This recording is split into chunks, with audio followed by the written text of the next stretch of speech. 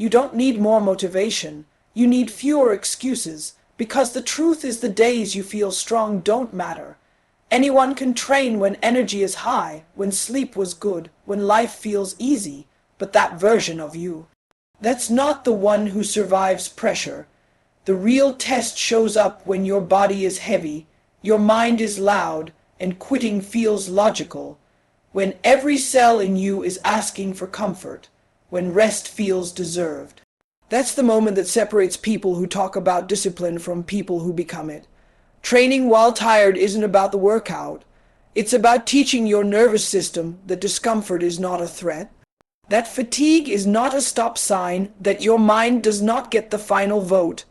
Every rep you complete in exhaustion rewires you, it hardens decision making, it builds a level of self-trust most people never experience.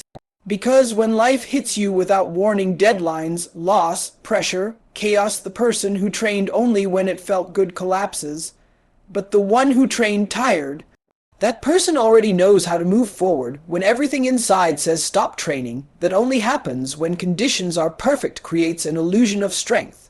You feel capable because the environment supports you. Your sleep was good, your mood was stable, your energy was high. In those moments, effort feels natural, even enjoyable. But that version of effort is fragile. It depends on comfort. The moment comfort disappears, so does consistency. This is why so many people look strong, yet fold the instant life applies pressure. Their strength was conditional. Comfort-based training teaches your nervous system a dangerous lesson.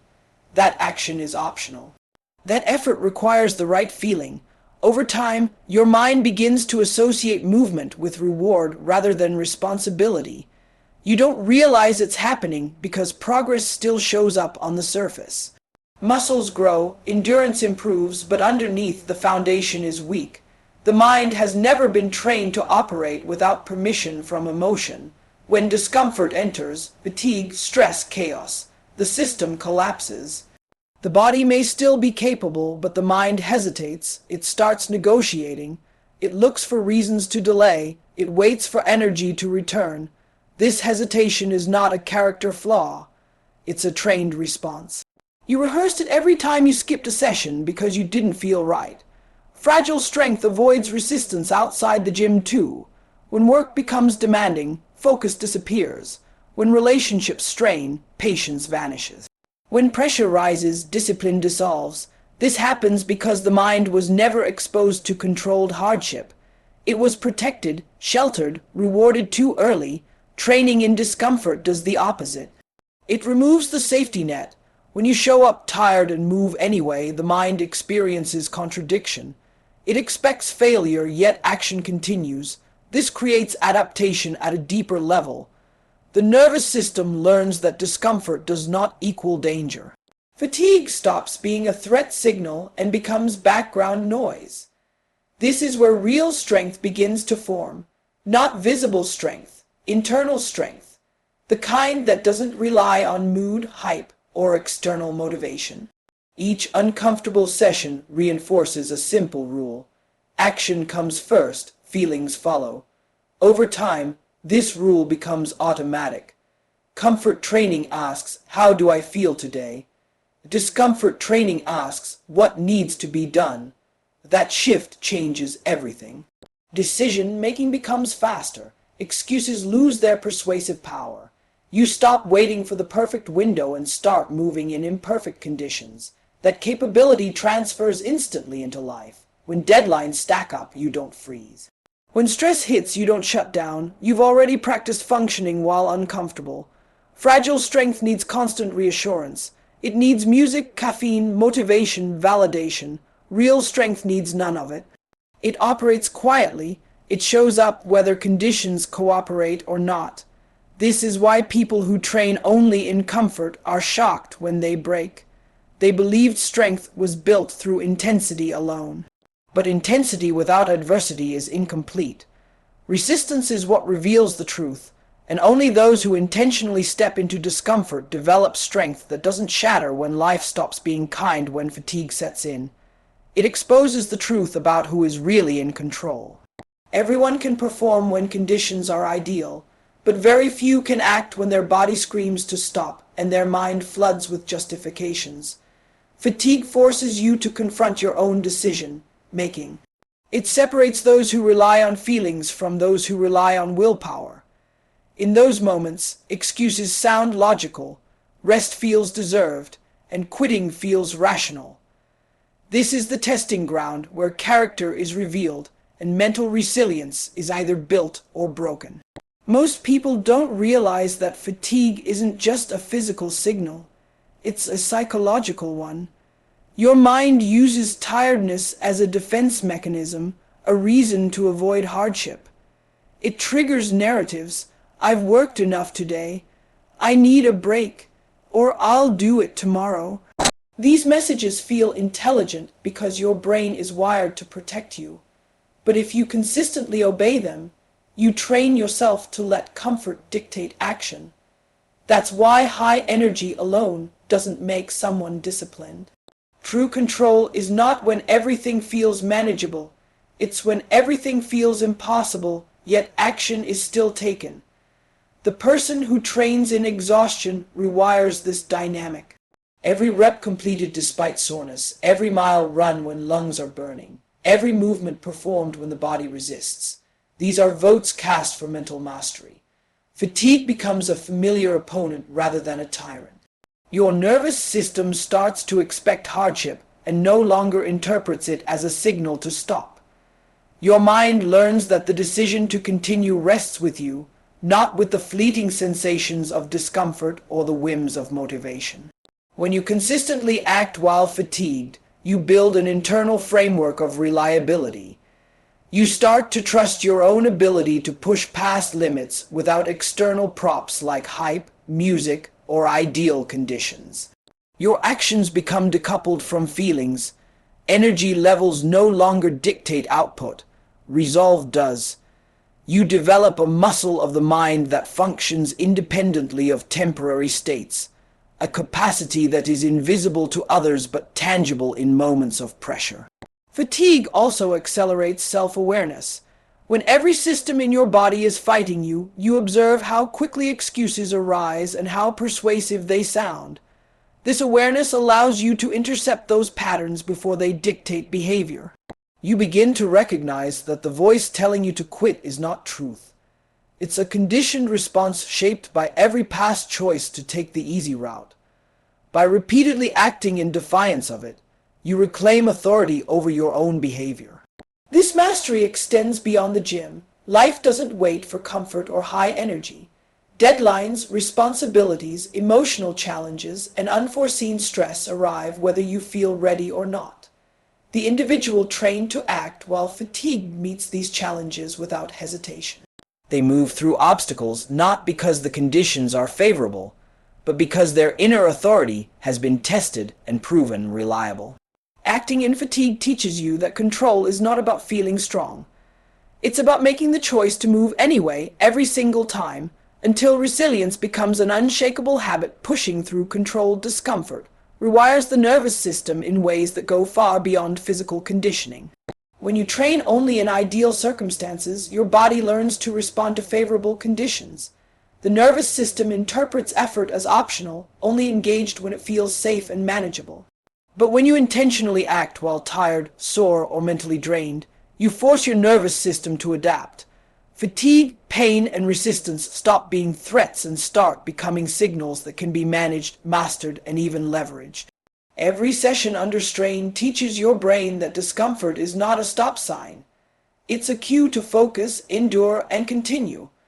This rewiring is subtle but profound. At first, the nervous system resists. It sends waves of tension, anxiety, and self-doubt. Your heart rate spikes, your muscles shake, and your mind negotiates incessantly for comfort. Each time you act despite these signals, you are training not just your body but your brain. The neural pathways that once screamed stop begin to recognize that continued effort is possible, that survival and progress are achievable even under stress. Over time, this creates a state where discomfort no longer triggers panic or hesitation. It becomes background noise, an element of the environment rather than a threat to performance. Controlled discomfort also teaches the brain to optimize energy use. When your body is taxed, the nervous system learns to prioritize the essential over the optional. This heightened efficiency translates into sharper focus and better decision making under pressure. Your perception of effort changes. You learn to distinguish between legitimate physical limitations and mental resistance. The distinction is critical because it allows you to push beyond self-imposed limits and achieve growth that comfort alone cannot produce. Moreover, this rewiring builds adaptability. Life rarely offers perfect conditions, yet most people operate as if it does. By repeatedly exposing yourself to challenging conditions in training, you cultivate a nervous system that expects and tolerates adversity. This adaptation is not about brute force, it's about mental calibration. Stress no longer paralyzes, setbacks no longer derail, and uncertainty no longer intimidates. Your mind operates with a calm efficiency that comes from repeated exposure to controlled chaos. Finally, the process of rewiring the nervous system through discomfort strengthens self-trust. Each time you complete a task while your body and mind protest, you reinforce the truth that action is always possible, regardless of external conditions. The brain learns that you are reliable, that you can endure, and that you will follow through when it matters most. This internal reliability becomes the foundation for resilience, discipline, and high performance. In short, training through discomfort doesn't just build the body.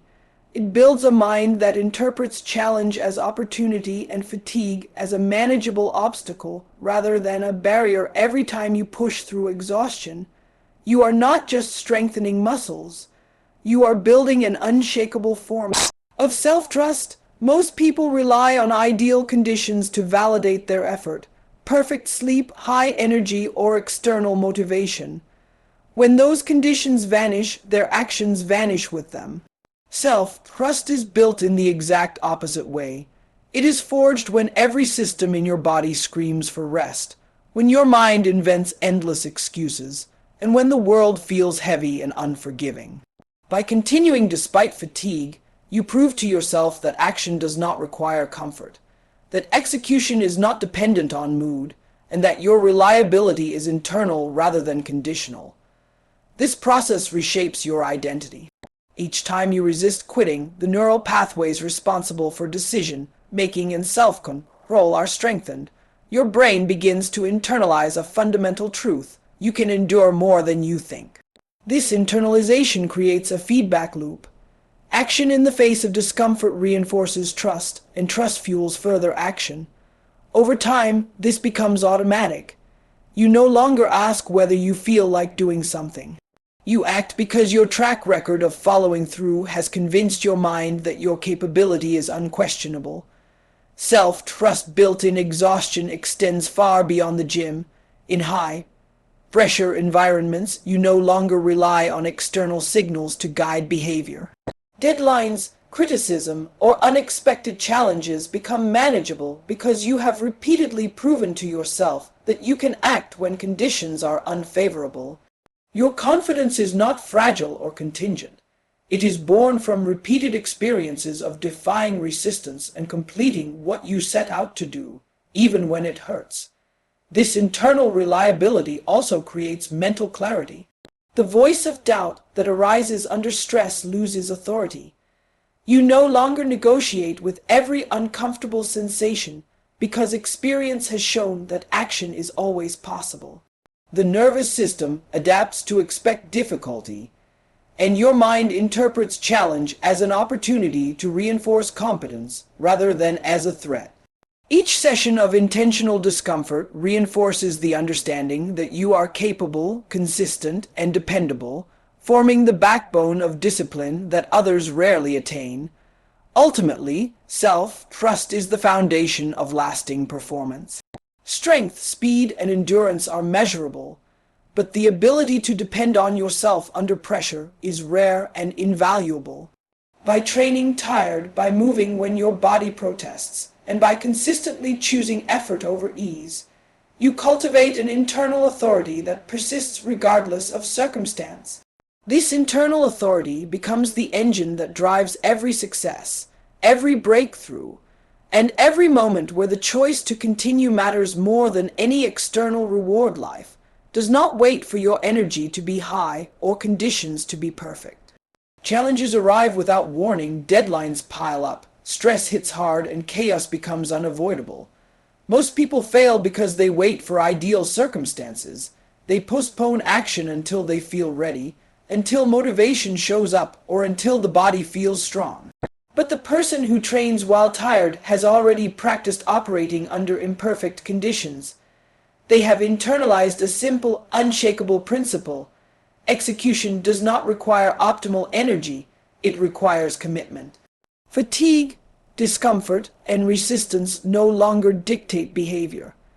They are simply factors to be managed. This mindset transforms every aspect of performance. When life presents pressure, the trained individual does not pause to negotiate or search for motivation. Their nervous system and mind have been conditioned to act regardless of sensation. Repeated exposure to hardship in training creates a blueprint for endurance under stress. The brain learns that challenge is not a signal to stop, but an environment to navigate. As a result, decision-making becomes faster, confidence becomes self-evident, and stress no longer paralyzes. Action becomes habitual, not contingent. Moreover, training under difficult conditions fosters adaptability. When the body and mind are pushed beyond comfort repeatedly, the brain recalibrates its perception of limits. Obstacles that once seemed insurmountable are reframed as manageable tasks. The habitual responder to fatigue learns to embrace uncertainty, discomfort, and chaos as standard operating conditions rather than anomalies. This prepares them for life's unpredictability, ensuring they remain effective and resilient when circumstances are harshest. Reliance on external motivation diminishes as internal authority grows. The individual learns that they do not need perfect energy levels, ideal conditions, or external validation to execute. Each session of discipline reinforces the expectation that action is always possible. Confidence shifts from being situational to intrinsic. The ability to operate under pressure becomes automatic, and performance under duress is no longer exceptional. It is normal. In essence, the person who trains tired builds a mental architecture designed to thrive when others collapse. A system in which execution is the default and surrender is unthinkable.